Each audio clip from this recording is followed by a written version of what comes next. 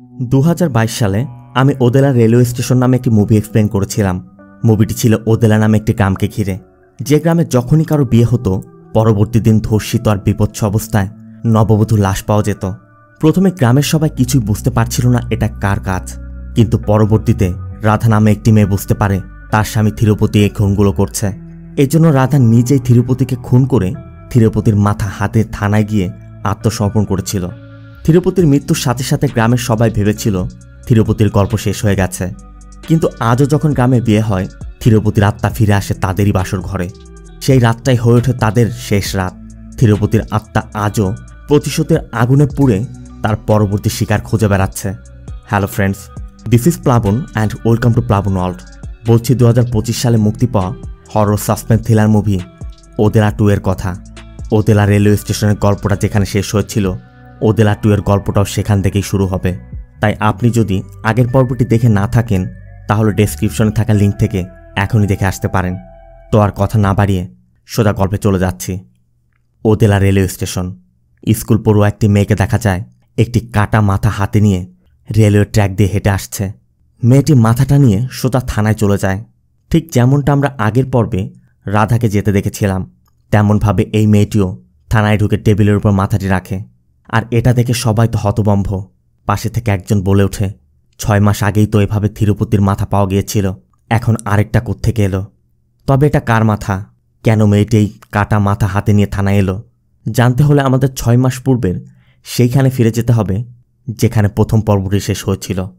থিরুপতির খুনের দায়ে রাধাকে জেলে পাঠানো হচ্ছে। অন্যদিকে থিরুপতির বডিটি উদ্ধার করে পোস্টমর্টমে নেওয়া হয়। এদিকে থিরুপতির ভাই রঘু আর তার বন্ধু সাম্বা থিরুপতির বডি নেওয়ার জন্য অপেক্ষা করছিল। পোস্টমর্টম হয়ে গেলে তারা বডিটি হ্যান্ডওভার করে। আর এরপর রঘুরা থিরুপতির বডিটি গ্রামে নিয়ে যায়, কিন্তু বাড়িতে এবং বাড়ির আশেপাশে কোনো মানুষজনই নেই। আবার থিরুপতির বডি আনতে দেখে এক ব্যক্তি দ্রুত গিয়ে সারপাঞ্চকে খবর দেয় থিরুপতির বডি আনা হয়েছে। গ্রামের অন্যান্য লোকজনও সেখানে ছিল। থিরুপতির বডি আনার খবর পেয়ে থিরুপতির বন্ধু বান্ধব কেউই আসেনি। সাম্বা একজনকে কল করে যাচ্ছে, কিন্তু কেউই আসতে রাজি হচ্ছে না। থিরুপতি জীবিত থাকা অবস্থায় গ্রামের নিরীহ মেয়েদের উপর নির্যাতন করে মেয়েদেরকে নির্মমভাবে খুন করেছে। তাই গ্রামবাসী থিরুপতির উপর এতটাই রেগে আছে যে থিরুপতির মৃত্যুর পরও থিরুপতির যেন পরবর্তী জন্ম না হয় আর থিরুপতির আত্মা যেন কখনোই শান্তি না পায়, গ্রামের পণ্ডিতকে নিয়ে আলোচনায় বসেছে। সবার কথা শুনে পণ্ডিত ভালো করে রিসার্চ করে বলে, তাহলে একটাই উপায় আছে, আর তা হচ্ছে সমাধিদ্বন্দ্ব। পণ্ডিত বলে, আমাদের পরিবারে কেউ মারা গেলে আমরা কি করি?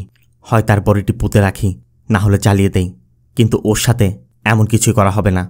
আগামী আমাবস্যার দিন সকাল 6টার সময় ওর বডিটি মাটির গর্তে খাড়া অবস্থায় রেখে ওর লাশে কালো মুরগির রক্ত মেখে গ্রামবাসীর নখের টুকরো পায়ের নিচের মাটি কালো একটি কাপড়ের মধ্যে বেঁধে ওর লাশের সাথে পুঁতে দিতে হবে। একেই বলা হয় সমাধিদ্বন্দ্ব। আর এই দ্বন্দ্ব দিলে থিরুপতির আত্মা কখনই শান্তি পাবে না। থিরুপতির আর পুনর্জন্ম হবে না। আত্মা সারাক্ষণ এদিক ওদিক ঘুরে বেড়াবে। পণ্ডিতের কথা শুনে পুরো গ্রামবাসী থিরুপতিকে সমাধিদ্বন্দ্ব দেওয়ার সিদ্ধান্ত নেয় এবং ঢোল পিটিয়ে পুরো গ্রামবাসীকে জানিয়ে দেওয়া হয় গ্রামের বাইরে যেখানে জন্তু জানোয়ারের মরদেহ পুঁতে রাখা হয় সেখানে একটি গাছের নিচে থিরুপতিকে সমাধিদ্বন্দ্ব দেওয়া হবে। এদিকে থিরুপতির বাড়িতে কেউই আসেনি, এজন্য রঘু আর সাম্বা দুজনেই থিরুপতির বডিটি কাঁধে করে গ্রামের বাইরে নিয়ে আসছে। থিরুপতির আত্মা তখনও আহাজারি করছে, কারণ থিরুপতি যাদের সাথে চলেছে, থিরুপতির যে বন্ধুগুলো রয়েছে তারাও আজ তার বডিটি বহন করছে না, কারণ আমরা সবাই জানি সে কতটা নিকৃষ্ট কাজ করেছিল। এদিকে গ্রামবাসী সেই স্থানে গিয়ে জড়ো হয়েছে। রঘু সারপাঞ্চকে বোঝানোর চেষ্টা করে যে আমার ভাই মারা গেছে, ভাবি জেলে, পুরো পরিবারই নষ্ট হয়ে গেছে, তারপর আপনারা কেন এমনটা করছেন? কিন্তু গ্রামবাসীর ক্রোধ এতটাই বেশি, তারা এসব শুনতে চাচ্ছে না। তারা যে কোনো মূল্যে মৃত্যুর পরও থিরুপতিকে শাস্তি দিতে চাচ্ছে। এজন্য পণ্ডিত যেমনটা বলেছিল ঠিক সেভাবেই থিরুপতির বডিটিকে দাঁড় করিয়ে সমাধিদ্বন্দ্ব দেয়া হয়। থিরুপতির আত্মা তখনও কাঁদতে কাঁদতে বলছিল, আমি এমনিতেই সাজা পেয়েছি, তারপরও তোমরা কেন আমার সাথে এমনটা করছো? আমাকে মুক্তি দাও, আমার বডিটি জ্বালিয়ে দাও, আমাকে এভাবে শাস্তি দিও না। তারপরও গ্রামবাসী তাকে সমাধিদ্বন্দ্ব দেওয়ার পর থিরুপতির আত্মা চিৎকার করে বলছিল, তোমরা অনেক বড় ভুল করে ফেলেছ, আমি কাউকে শান্তিতে থাকতে দিব না, আমি এর প্রতিশোধ নিব, এই গ্রামবাসীর ঘুম হারাম করে দিব, সুখ শান্তি কেড়ে নিব, আমি এই গ্রামকে ধ্বংস করে দিব। এরপর গ্রামবাসী সেখান থেকে চলে যায়।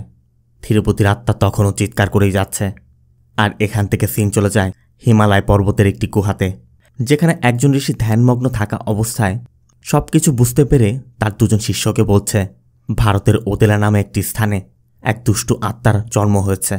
তবে সে এটাও জানায় ওই দুষ্টু আত্মাকে বিনাশ করার জন্য কোনো না কোনো জায়গায় ঈশ্বরের আবির্ভাব হয়েছে। সিন চলে যায় এর কয়েকদিন পর।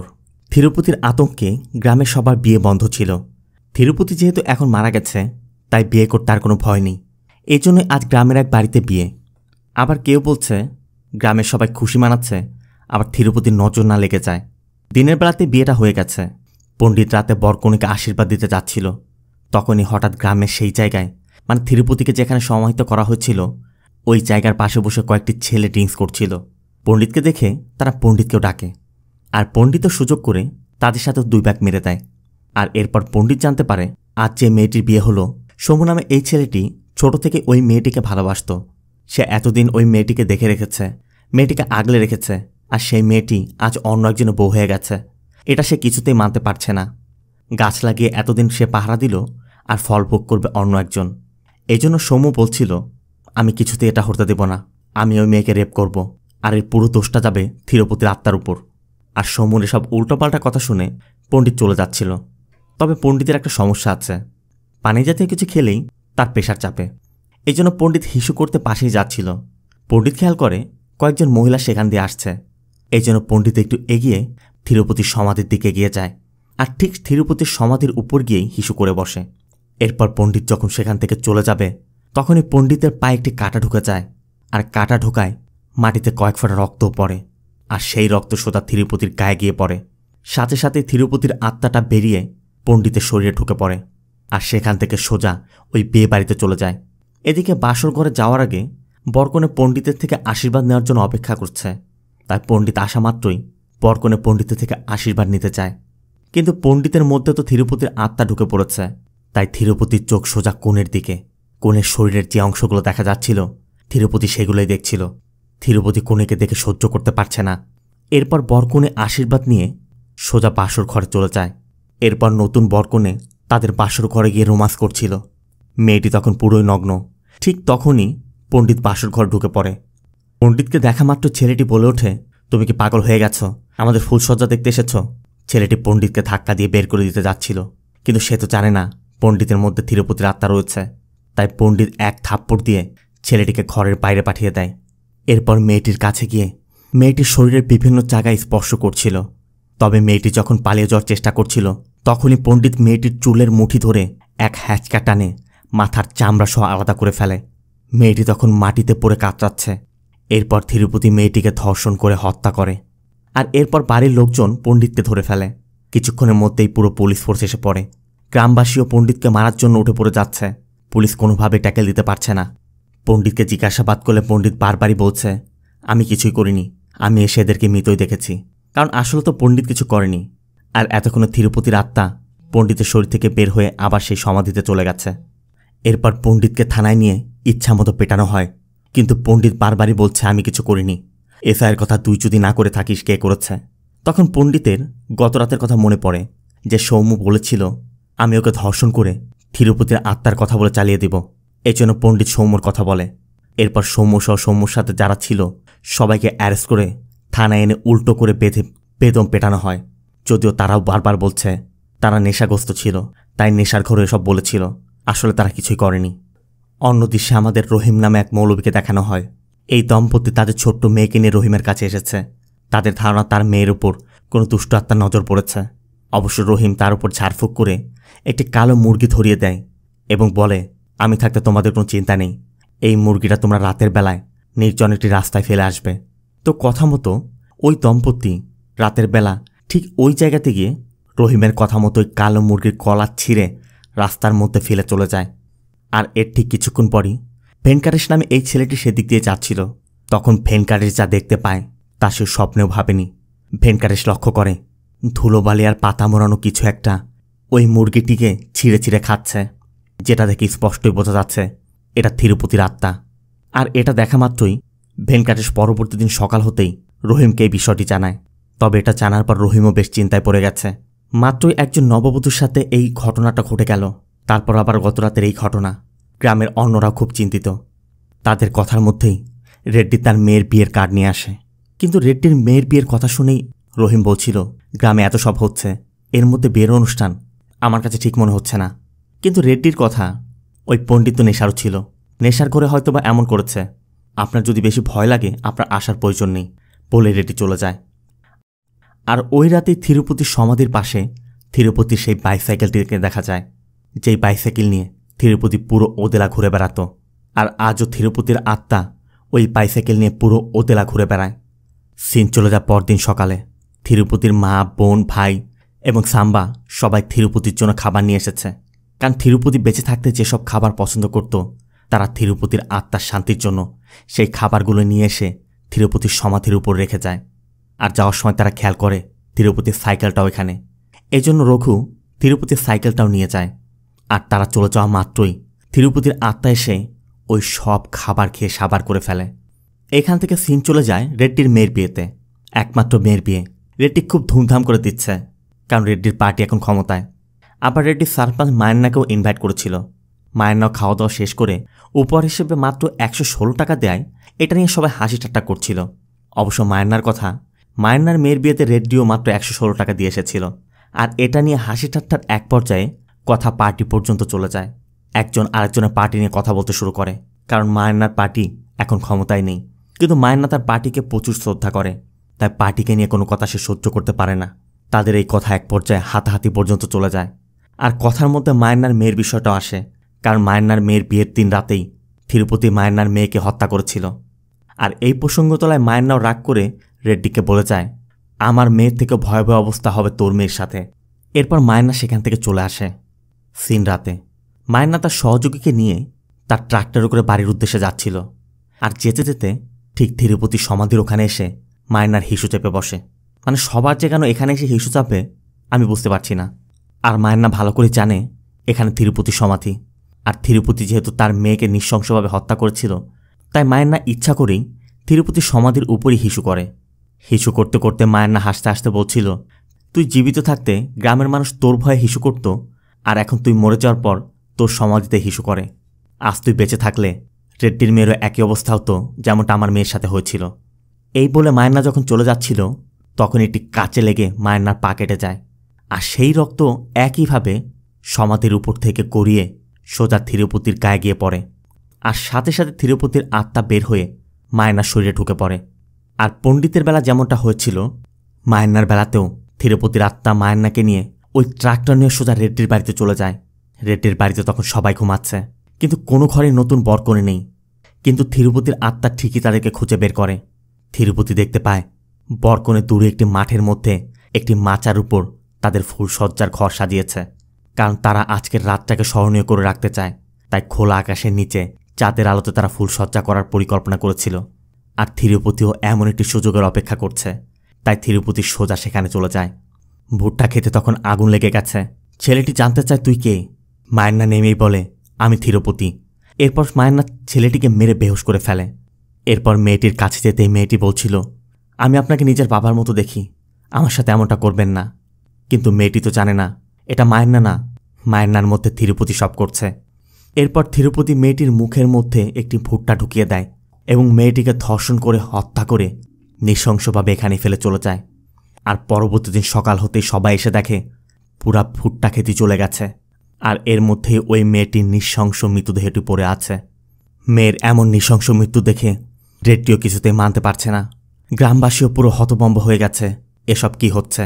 এই জন্য রাগে ক্ষোভে গ্রামবাসী পণ্ডিত আর মায়ান্নাকে গ্রামের মধ্যে একটি বটগাছের সাথে বেঁধে পেটাচ্ছিল। অবশ্য পুলিশ বাধা দিতে গেলে রেড্ডি তাদেরকে বলে, এতগুলো মেয়ে মারা গেছে, তোমরা কি করতে পেরেছ? তা আমাদের বদলা আমরাই নিচ্ছি। কিন্তু মায়ান্না এবং পণ্ডিত বারবারই বোঝানোর চেষ্টা করছে, আমরা ওই মেয়েদেরকে মারিনি, কারণ তারা তো জানে তারা কিছু করেনি। কিন্তু গ্রামবাসীকে কে বোঝাবে? তবে এর মধ্যেই রহিম ভেঙ্কাটেশকে নিয়ে এসে বলে ওরা খুন করেনি। গ্রামবাসী জানতে চায় তাহলে কে করেছে। এরপর রহিম ওই রাতে ওই মুরগির ঘটনার কথা বলে, যেটা ভেঙ্কাটেশ নিজে চোখে দেখেছে। আর সাথে ভেঙ্কাটেশ গ্রামের কিছু স্থানে সিসিটিভি ফুটেজও দেখায়, যেই ফুটেজের মধ্যে তিরুপতির সেই সাইকেলটিকে দেখা যাচ্ছে। সাইকেল চলছে, কিন্তু সাইকেলে কোনো মানুষ নেই। তাহলে সাইকেলটিকে চালাচ্ছে, তার মানে তিরুপতির আত্মাই সব কিছুই করছে। গ্রামের দুইটি নৃশংস ঘটনায় পুলিশের এসিপিও চলে আসে। আর এসিপি এসেই পণ্ডিত তার মায়ান্নাকে অ্যারেস্ট করে নিয়ে যেতে বলছিল, কিন্তু রহিম বাধা দেয়। রহিম বলে খুন ওরা করেনি। রহিম পুরো বিষয়টি এসিপিকেও খুলে বলার চেষ্টা করে, কিন্তু এসিপি এসব আত্মা ভূত পেতনি এসবে বিশ্বাসী না। এসিপির ধারণা রহিম হয়তোবা মায়ান্নার পণ্ডিতকে বাঁচানোর চেষ্টা করছে, তাই তিরুপতির আত্মার মিথ্যা গল্প বানাচ্ছে। কিন্তু রহিম তার কথায় অটল। রহিমের কথা এই সব কিছু তিরুপতি আত্মাই করছে। অবশ্য রহিমকে চ্যালেঞ্জ করে এসিপি বলেই বসে, আমি নিঃসন্দেহে বলতে পারি তুমি ওদেরকে বাঁচাতে মিথ্যা ঘটনা রচনা করছো। আর রহিম যে তিরুপতির আত্মার বিষয়টি মিথ্যা বলছে সেটা প্রমাণ করার জন্য এসিপি তিরুপতির সমাধির পাশে তাঁবু গাড়ে এবং পুরো ফোর্স নিয়ে সারা দিন পাহারা দেয়। এসিপির কথা এই সব কিছু মিথ্যা রটনা, তাই এসিপি এই বিষয়টাকে একদমই হালকাভাবে নিচ্ছে। দিন পের হয়ে যখন সন্ধ্যা হয়ে যাচ্ছিল, এসিপি তার সাথে থাকা সবাইকে সেখান থেকে পাঠিয়ে দেয়। এসিপি বলে তোমরা চলে যাও, আমি একা এখানে যথেষ্ট। সাথে এক কনস্টেবলকে বলে দেয় কাল সকালে যখন আসবে আমার জন্য চা নিয়ে আসবে। এরপর সবাই চলে যায়। সিন চলে যায় পরবর্তী দিন সকালে। এসিপির কথা মতো ওই কনস্টেবল চা নিয়ে এসে দেখে এসিপি সেখানেই বসে আছে, কিন্তু এসিপি কোনো সাড়া শব্দ করছে না। তবে এসিপিকে ধাক্কা দিতেই এসিপির চোখ থেকে সানগ্লাস পড়ে যেতেই দেখা যায় এসিপির একটা চোখ তুলে নেওয়া হয়েছে। আর এসিপির পিঠে কোনো মাংস নেই, শুধু হাড়গুলো দেখা যাচ্ছে। ভিতর থেকে মাংস খুলে নেওয়া হয়েছে। আর এরপর আমাদের এটাও দেখানো হয় তিরুপতি গত রাতে এসিপিকে কিভাবে খুন করেছে। আর এসিপির খুনের মাধ্যমে এটা স্পষ্ট প্রমাণ হয়ে যাচ্ছে এই সব কিছু তিরুপতির আত্মার কাজ। তাই এখন পুরো গ্রামবাসীর মনের মধ্যে তিরুপতির আত্মার আতঙ্ক কাজ করছে। তারা বাড়ি থেকে বের হতেও ভয় পাচ্ছে। আর বিয়ের কথা তো সবাই ভুলেই গেছে। আর গ্রামের মেয়েরা রাতে ঘুমাতেও সাহস পাচ্ছে না। এই জন্য গ্রামবাসী সেন্ট্রাল জেলে গিয়ে রাধার সাথে দেখা করে এবং রাধাকে সব কিছু জানানোর পর রাধা বলে, যেই তিরুপতিকে আমি সাজা দেওয়ার জন্য খুন করে জেলে আসলাম সেই তিরুপতিকে তোমরা সাজা দেওয়ার জন্য জীবিত রেখে দিলে। অবশ্য গ্রামবাসীও এতে অনুতপ্ত। তারা বুঝতে পারছে তারা ভুল করেছে, কিন্তু এখন এর থেকে নিস্তার পেতে একটা সমাধান প্রয়োজন। তারা রাধাকে বলে একমাত্র তুমি এখন আমাদেরকে বাঁচাতে পারবে। রাধা বলে আপনাদের একমাত্র ভৈরবী বাঁচাতে পারবে। আর ভৈরবী রাধারই বোন, যে ছোটবেলায় বাড়ি থেকে পালিয়ে গিয়েছিল। কিন্তু কেন পালিয়ে গিয়েছিল সেটা কেউই জানত না। এখানে বাবা মা নামে শিবের ভক্ত এক মহিলা ছিল। ভৈরবী মাঝে মাঝে তার কাছে যেত। আর ওই বাবা মায়ের একটি গল্প ভৈরবীর মনে ধরে যায়। বাবা মা ভৈরবীকে বলেছিল 12 বছর বয়সে একজন মেয়ের পিরিয়ড শুরু হয়, আর সেটা 53 বছর বয়সে গিয়ে শেষ হয়। যে নারী তার প্রথম পিরিয়ড থেকে শেষ পিরিয়ড পর্যন্ত নিজেকে বিয়ে শাদী থেকে দূরে রেখে নিজের কুমারিত্ব ধরে রাখতে পারবে আর 110 কোটি বার শিবের নাম জপ করবে, শিবের পক্ষ থেকে ওই মেয়ে অসীম শক্তির অধিকারী হবে। আর এরপরই ভৈরবী বাড়িতে একটি চিঠি লিখে বাড়ি ছেড়ে চলে গিয়েছিল। ভৈরবী বাড়ি ছেড়ে ধর্মের পথে চলে গিয়েছিল। সাধু সন্ন্যাসীদের সাথে তপস্যা শুরু করেছিল। আর এখন সে একজন প্রসিদ্ধ নাগা সাধু। সাথে রাধা এটাও জানায় এখান থেকে দূরে একটি পাহাড়ি অঞ্চলে পুরাতন একটি শিব মন্দির আছে। আমি শুনেছি ভৈরবী ওই শিব মন্দিরের সংস্কারের জন্য মাঝে মধ্যে ওখানে আসে। এই জন্য রাধার কথা মতো গ্রামবাসী সোজা সেই মন্দিরের উদ্দেশ্যে রওনা হয়ে যায়। পাহাড় পর্বত নদী সব কিছু পার হয়ে তারা সেই মন্দিরের কাছে গিয়ে ভৈরবীর দেখা পায়। তারা ভৈরবীকে তাদের গ্রামের সমস্যার কথাগুলো খুলে বলে, কিন্তু ভৈরবী তাতে কোনো সাড়াই দিচ্ছিল না। কারণ ভৈরবীর দৃষ্টিতে এই সব কিছুর জন্য গ্রামবাসী দায়ী, তাই তাদের এই সাজা ভোগ করা স্বাভাবিক। এজন্য ভৈরবী তাদের সাথে গ্রামে যেতে চাচ্ছে না। কিন্তু গ্রামবাসী ভৈরবীকে অনেকভাবে কনভিন্স করার চেষ্টা করলে অবশেষে ভৈরবী যেতে রাজি হয় এবং গ্রামবাসীর সাথে ওদেলা গ্রামে ফিরে আসে, যেটা তারই মাতৃভূমি। পুরো গ্রামবাসী ভৈরবীকে উৎসবের সাথে গ্রহণ করে। আর ভৈরবী এসেই সেই বাড়িতে ওঠে যেই বাড়ি থেকে তার এই সব কিছু শুরুটা হয়েছিল। আর এই ঘরের মধ্যে রয়েছে একটি নাগ মন্দির। আর এখানে সেই মহিলার রেখে যাওয়া একটি রুদ্রাক্ষ রয়েছে। আর সেই রুদ্রাক্ষী ভৈরবীকে পথ দেখিয়ে নিয়ে যায়। ভৈরবীকে ওই সকল স্থানে নিয়ে যায় যেখানে যেখানে ওই মেয়েগুলোর মৃত্যু হয়েছিল এবং পরিশেষে তিরুপতির সমাধির কাছে নিয়ে যায়। আর ভৈরবী তিরুপতির ওই সমাধির কাছে আসা মাত্রই তিরুপতির আত্মা ভৈরবীর উপস্থিতি বুঝতে পেরে চিৎকার করে বলছিল আমার কাছে আসবি না। এরপর ভৈরবী তিরুপতির আত্মাকে আটকে রাখতে প্রথমে এখানে একটি ত্রিশূল স্থাপনা করে। এরপর তিরুপতির আত্মাকে স্থায়ীভাবে আটকে রাখার জন্য কিছু সরঞ্জাম চায়। ভৈরবী 4 দিশায় 4 নন্দী স্থাপনা করে। এরপর 9 ধরনের শস্য, গঙ্গার জল আর কিছু মাথার চুল দিয়ে তিরুপতির আত্মাটাকে তিরুপতির সমাধির মধ্যেই আটকে ফেলে। সাথে ভৈরবী বলে আজ অমাবস্যা, কাল থেকে শুক্রপাক শুরু হবে আর সেটা শেষ হওয়ার পূর্বেই তিরুপতির আত্মা বিনষ্ট হয়ে যাবে। তবে ততদিন পর্যন্ত আমি যেভাবে এখানে সবকিছু স্থাপনা করেছি ঠিক সেভাবে সবকিছু রাখতে হবে। এর মধ্যে কেউ যদি কোনোটা সরিয়ে ফেলে তাহলে এই আত্মার হাত থেকে কেউই তোমাদেরকে বাঁচাতে পারবে না। এই জন্য আগামী 15 দিন পর্যন্ত প্রতিদিন এক এক বাড়ির এক একজনকে এখানে পাহারায় নিযুক্ত করা হয়। কিন্তু এর মধ্যে একদিন সত্যম নামে এক টিভি রিপোর্টার এই গ্রামের এই সার্বিক পরিস্থিতি নিয়ে একটি নিউজ করছিল। তারা একটি ড্রোন শট নিচ্ছিল, আর তখনই ওই ড্রোনটি তিরুপতির সমাধির উপরে গিয়ে পড়ে যায়। কিন্তু তারা ড্রোনটি আনতে গেলে এই গ্রামের একজন তাদেরকে বাধা দেয়, কারণ ভৈরবের নির্দেশনা মতে 15 দিনের মধ্যে এখানে কেউ প্রবেশ করতে পারবে না। এদিকে 4 লাখ টাকার ড্রোন এভাবে কি ফেলে রাখা যায়? তারপর বাধ্য হয়ে তারা চলে যায়। কিন্তু রাতের বেলা যখন ওই পাহারাদার ঘুমিয়ে পড়ে তখন লুকিয়ে লুকিয়ে সত্যম তার ড্রোন আনতে যায়। আর কাঁটাতারের বেড়া পার হওয়ার সময় কাঁটাতারে কেটে যাওয়ায় তার শরীর থেকে রক্তক্ষরণ হচ্ছিল। আর যখনই সে ড্রোনটি আনতে যায় তখনই ওই সমাধির উপর রক্ত পড়ায় ঠিক একইভাবে রক্তটি তিরুপতির গায়ে গিয়ে পড়ে। সাথে সাথে তিরুপতির আত্মাটি সত্যমের মধ্যে ঢুকে যায়। আর মুক্ত হওয়া মাত্রই তিরুপতি সোজা ভৈরবীর কাছে চলে যায়। ভৈরবী তখন গোসল করছিল, আর ভৈরবীকে ভেজা অবস্থায় দেখে তিরুপতির মাথাও ঠিক নেই। তিরুপতি যে কোনো মূল্যে ভৈরবীকে ভোগ করতে চাচ্ছে। তবে যখনই সে ঘরের মধ্যে প্রবেশ করবে তখন একটি সাপ এসে তিরুপতিকে আটকে দেয়। আর ওই সাপটি এতটাই বড় তিরুপতি কিছুতেই সাপের সাথে যুদ্ধ করে পারছিল না। আর সাপটি তিরুপতিকে তাড়া করতে করতে তিরুপতির সমাধি পর্যন্ত নিয়ে যায়। এর মধ্যে ভৈরবী এসে পড়েছে, আর তিরুপতি ভৈরবীকে দেখেই বুঝতে পারে এই সব কিছু ভৈরবীরই কাজ। তিরুপতির কথা, তুমি যত বড় নাগা সাধু হও না কেন আমার হাত থেকে এই গ্রামবাসীকে রক্ষা করতে পারবে না। কিন্তু ভৈরবীও চ্যালেঞ্জ করে বলে দেয়, আমি এই গ্রামের মেয়ে, যতদিন আমি এখানে আছি তুমি কিছুই করতে পারবে না। একদিকে তিরুপতির চ্যালেঞ্জ, সে যে কোনো মূল্যে এই গ্রামবাসীকে ধ্বংস করে দিবে। আবার ভৈরবীও চ্যালেঞ্জ করে সে যেভাবেই হোক তিরুপতির হাত থেকে গ্রামবাসীকে রক্ষা করে তিরুপতির বিনাশ ঘটাবে। সিন চলে যায় এর কয়েকদিন পর। রাধাকে দেখা যায় জেল থেকে মুক্তি পেয়েছে। রাধা সোজা এসে ভৈরবীর সাথে দেখা করে। এদিকে আর মাত্র কয়েকদিন, এরপর তিরুপতির আত্মা চিরদিনের জন্য এখান থেকে বিদায় নিবে। আবার তিরুপতির জন্য বহুদিন যাবৎ গ্রামে কোনো উৎসব করা হচ্ছে না। সামনেই উৎসবের দিন, তাই তারা ধুমধাম করে এবারের উৎসব উদযাপনের পরিকল্পনা করছিল। আর ঠিক তখনই পুরো ঘরের দরজা জানালার কাজ ভাঙতে শুরু করে, দমকা হাওয়া আসতে শুরু করে। আর তার সাথে তিরুপতির আত্মা। তিরুপতির আত্মা সবাইকে ডেকে তিরুপতির সমাধির কাছে নিয়ে যায়। আর দেখা যায় এখানে যেন ঘূর্ণিঝড়ের মতো কিছু একটা হচ্ছে। আর এখানে আমরা জানতে পারি তিরুপতির আত্মা এখন আগের থেকে অনেক বেশি শক্তিশালী হয়ে গেছে। কারণ তিরুপতির আত্মারা যেহেতু সত্যমের মধ্যে ছিল, তিরুপতি সত্যমের মধ্যে ঢুকে বড় বড় তান্ত্রিকের কাছ থেকে তন্ত্রবিদ্যা শিখে এসেছে। আর সেজন্যই বায়ু, পানি, আগুন সবকিছু এখন তিরুপতি নিয়ন্ত্রণ করতে পারছে। তিরুপতির কথা, এখন কোনো কিছু আমাকে আর আটকাতে পারবে না। আর আমাকে এখন আর কোনো মানুষের শরীরও ব্যবহার করার প্রয়োজন নেই। তিরুপতি পুরো গ্রামের চতুর্দিকে একটি রেখা টেনে দেয় এবং সবার উদ্দেশ্যে বলে, কেউ এই রেখা পার হতে পারবে না। এই রেখা পার হলে তার মৃত্যু হবে, পুরো গ্রামের বিনাশ হবে।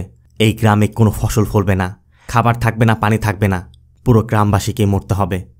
আর এসব শোনা মাত্রই গ্রামের একজন বাঁচার জন্য ওই রেখা পার হতে যেতেই তার শরীর থেকে মাথাটা দ্বিখণ্ডিত হয়ে যায়। আর এটা দেখে গ্রামের অন্য কেউ আর ওই রেখা পার হতে সাহস পাচ্ছে না। পুরো গ্রামটাই তিরুপতির হাতে বন্দী হয়ে গেছে। তিরুপতির কথা মতো গ্রামে কোনো ফসল ফলছিল। শুরু হয় দুর্ভিক্ষ। গ্রামে কোনো ফসল ফলছে না, খাবার পানির জোগানও কমে যাচ্ছে। কেউ বাইরে যেতে পারছে না, ভিতরেও আসতে পারছে না, কোনো সাহায্য পাচ্ছে না। সবাই অসুস্থ হয়ে যাচ্ছে। ভৈরবীও কী করবে কিছুই বুঝতে পারছে না, কারণ এগুলো সব কিছু ভৈরবীর ক্ষমতার বাইরে। ভৈরবীও তার লক্ষ্যে পৌঁছানোর জন্য মন্ত্র জপ করেই যাচ্ছে। তার আর 10,000 বার জপ করা বাকি। এরপর একদিন গ্রামের একটি বাচ্চা মেয়ে অসুস্থ হয়ে পড়ে। আর মেয়েটির বাবা মা মেয়েটিকে ভৈরবীর কাছে নিয়ে এসে মেয়েটিকে বাঁচানোর জন্য আকুতি করছিল, কারণ কোনোভাবে মেয়েটিকে হসপিটালে নেওয়ার কোনো উপায় নেই। তাই একমাত্র ভৈরবী এখন মেয়েটিকে বাঁচাতে পারে। তবে ভৈরবী বলে এখন শুধুমাত্র একজনই বাঁচাতে পারবে, আর সে হচ্ছে রাধা। কারণ ভৈরবীর কথা, বিবাহের বন্ধন হচ্ছে সবচেয়ে বড় অটুট বন্ধন। তাই ভৈরবী রাধাকে ব্যবহার করতে চাচ্ছে। ভৈরবী রাধাকে তিরুপতির ওই সমাধির ওখানে পাঠায়। আর তিরুপতি বেঁচে থাকতে রাধাকে যেমন দেখতে, যেমন সাজতে পছন্দ করত, ঠিক সেভাবে পাঠিয়েছে। ভৈরবী রাধাকে এটাও বলে দিয়েছে, তুমি যেহেতু ওর বউ, তুমি ওর মনোযোগ তোমার দিকে নেওয়ার চেষ্টা করবে। আর এই সুযোগে আমি পঞ্চমন্ত্র পাঠ করে ওর শক্তিকে কমিয়ে নেওয়ার চেষ্টা করব, যাতে করে ওই বাচ্চাটাকে গ্রামের সীমারেখা পার করা যায়। তো প্ল্যান মতো রাধা তিরুপতির আত্মার সাথে কথা বলে তিরুপতির আত্মার মনোযোগ আকর্ষণ করার চেষ্টা করছে। অন্যদিকে গ্রামে মাইকের মাধ্যমে ভৈরবী মন্ত্র পাঠ করে যাচ্ছে। আবার ওই মেয়েকে গ্রামের বাইরে নেওয়ার চেষ্টা চলছে। আবহাওয়াটাও খারাপ, ঝড় হওয়ার সম্ভাবনা আছে। এদিকের বিদ্যুতের লাইন বন্ধ করে দেওয়ার সিদ্ধান্ত নেয়। আর তারা বিদ্যুতের লাইন বন্ধ করে দেওয়া মাত্রই মাইক বন্ধ হয়ে যায়, যে জন্য মন্ত্রপাঠের শব্দ থিরুপতি সমাধি পর্যন্ত পৌঁছাতে না পারায় থিরুপতির আত্মা স্পষ্ট বুঝতে পারে রাধাকে ব্যবহার করে ওই মেয়েকে হসপিটালে নেয়ার জন্যই তাকে অন্যদিকে মনোযোগী করা হচ্ছিল, তার সাথে চালাকি করা হচ্ছিল। আর রাধা থিরুপতির সাথে চালাকি করায় থিরুপতি ওই মেয়ের শরীরের মধ্যে ঢুকে রাধার দেহ থেকে রাধার মাথাটা আলাদা করে দেয়। আর এরপর ওই মেয়েটির মাধ্যমে রাধার মাথাটি নিয়ে থানাতে গিয়েছিল। তার মানে ওই মেয়েটি থানায় যায়নি, থিরুপতি নিয়ে গিয়েছে। যে দৃশ্যটা আমরা মুভির প্রথমে দেখেছিলাম, মানে থিরুপতিকে রাধা যেভাবে খুন করেছিল, থিরুপতি আজ রাধাকে সেভাবেই খুন করে তার বদলা নিল। এদিকে ভৈরবী থিরুপতির আত্মার কাছে বারবার অনুরোধ করছে, গ্রামবাসী যা কিছু করেছে তার জন্য আমি ক্ষমা চাচ্ছি, তুমি এমনটা করো না। কিন্তু থিরুপতির কথা, আমার মৃত্যুর পর তারা আমাকে ছাড়েনি, আমার আত্মাকে কষ্ট পাওয়ার জন্য আমার সাথে তারা এমনটা করেছে, আমি কেন তাদেরকে ছাড়ব? কিন্তু ভৈরবী বারবার থিরুপতিকে বোঝানোর চেষ্টা করছে, থিরুপতিকে অনুরোধ করছে। অবশ্য এরপর থিরুপতি বলে, আমি এক শর্তেই গ্রামবাসীকে ছেড়ে দিতে পারি। আর থিরুপতির শর্ত হচ্ছে, ভৈরবী যে তপস্যা করছে সেই তপস্যা ভেঙে তাকে থিরুপতিকে বিয়ে করতে হবে। যদি ভৈরবী সেটা করে তবেই থিরুপতি গ্রামবাসীকে ছেড়ে দিবে। আর থিরুপতি ভালো করে জানে ভৈরবী কোনো কিছুতেই তার এই প্রস্তাবে রাজি হবে না। কিন্তু ভৈরবী বেশ কিছুক্ষণ চিন্তাভাবনা করে এই গ্রামবাসীকে বাঁচানোর জন্য নিজের তপস্যার কথা ভুলে গিয়ে থিরুপতির কথা রাজি হয়ে যায়। আর থিরুপতি শুনে তো খুবই খুশি। থিরুপতি ভৈরবীকে শুধু বলে, তাহলে নতুন বউয়ের মতো সেজে আয়। এরপর ভৈরবী ফিরে আসে। আর গ্রামবাসীও এখন ঈশ্বরের উপর থেকে ভরসা হারিয়ে ফেলেছে, কারণ তারা স্পষ্টই বুঝতে পারছে থিরুপতি এই ওদেলাকে শ্মশান বানিয়ে ছাড়বে। কিন্তু ভৈরবী তাদেরকে বোঝানোর চেষ্টা করছে, তোমরা আস্থা রাখো, কারণ ভৈরবীর কাছেও এটা একটা পরীক্ষা। ভৈরবী গ্রামবাসীকেও বোঝায় যে উপর ঈশ্বর আছেন, তিনি সবই দেখছেন, তিনি এর সমাধান করবেন, তিনি আমাদের রক্ষা করবেন, সব তার ইচ্ছাতেই হচ্ছে। আর ভৈরবী যাওয়ার সময় রহিমের দিকে কিছু একটা ইশারা করে চলে যায়। ভৈরবীর আর মাত্র 1000 বার মন্ত্র জপ করা বাকি। এরপর ভৈরবী থিরুপতির কথা মতো নতুন কোণের সাজ সাজে। অন্যদিকে রহিমের দিকে তাকিয়ে ভৈরবীর ওই ইশারা করায় রহিম বেনকাটের সাথে আলোচনা করছে, হয়তোবা ভৈরবী তাকে কিছু বোঝানোর চেষ্টা করছে। কারণ ভৈরবী তখন ওম নমঃ শিবায় বলেছিল আর হাত দিয়ে কিছু ইশারা করে দেখিয়েছে, এমনভাবে দেখিয়েছে যেটা বোঝাচ্ছে কিছু একটা মুক্তি। আর সব কিছু মেলালে বোঝা যাচ্ছে ভৈরবী মুক্তির কথা বলেছে। কিন্তু এটা কিসের মুক্তি? ওদেলা গ্রামের মুক্তি না থিরুপতির মুক্তি? এবার রহিম স্পষ্ট বুঝতে পারছে ভৈরবী তাকে কি বুঝিয়েছে। অন্যদিকে সত্যয়মের দেহ ব্যবহার করে থিরুপতি ভৈরবীর কাছে এসেছে। ভৈরবীও প্রস্তুত। একদিকে গ্রামবাসী মন্দিরে পূজা করছে, অন্যদিকে রহিম থিরুপতির সমাধি থেকে থিরুপতির দেহাবশেষ বের করছে। এই জন্য থিরুপতি ভাবছে ভৈরবী হয়তোবা থিরুপতিকে বিনষ্ট করার জন্যই একটা কোনো পরিকল্পনা করেছে। কারণ থিরুপতি যদি এখানে থাকে এই সুযোগে অন্যরা থিরুপতির সব প্ল্যান নষ্ট করে দিবে। এই জন্য থিরুপতি বলে, আমি তোকে বদ্ধ ঘরের মধ্যে ভোগ করব না, পুরো গ্রামবাসীর মধ্যে তোকে ভোগ করব, পুরো গ্রামের মানুষ সব দেখবে। এই জন্য থিরুপতি ভৈরবীকে মন্দিরে নিয়ে যায় এবং গ্রামবাসীকে উদ্দেশ্য করে বলে, সবার চোখের সামনে আমি ওকে ভোগ করব, তোমরা তাকিয়ে তাকিয়ে দেখবে, কেউ যদি চোখ বন্ধ করার দুঃসাহস করো আমি তাকেই মেরে ফেলব। এরপর থিরুপতি যখন ভৈরবীকে ভোগ করতে যাবে তখন থিরুপতি লক্ষ্য করে ভৈরবী বারবার ওই মন্ত্র জপ করছে। আর মাত্র কয়েকবার বাকি, তারপরে ভৈরবী অসীম শক্তির অধিকারী হবে।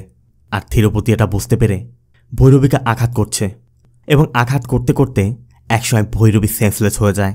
থিরুপতির এমন নৃশংসতা দেখে থিরুপতির মা আর ভাইও থিরুপতিকে থামতে অনুরোধ করছিল, কিন্তু থিরুপতি তাদেরকে সরিয়ে দেয়। গ্রামের কোনো ব্যক্তিও তখন সামনে আসতে সাহস পাচ্ছিল না। ঠিক তখন একটি বাচ্চা মেয়ে ভৈরবীর কাছে এসে বসে এবং ভৈরবীর রক্ত নিয়ে পাশে থাকা নন্দীর গায়ে লাগিয়ে দেয়। আর এরপরই ভৈরবীর মধ্যে একটি শক্তির সঞ্চার হয়, ভৈরবীর জ্ঞান ফিরে আসে। আর এটা দেখে থিরুপতিও তার সকল তন্ত্রমন্ত্র ব্যবহার করে সব দুষ্টু শক্তিকে ডেকে পুরো গ্রামবাসীকে নিমিষে শেষ করার জন্য মন্ত্রপাঠ শুরু করে দেয়। আবার ভৈরবীরও তপস্যা পূর্ণ হয়ে যাওয়ায় ভৈরবীর কাছে অলৌকিকভাবে একটি ত্রিশূল এসে পড়ে।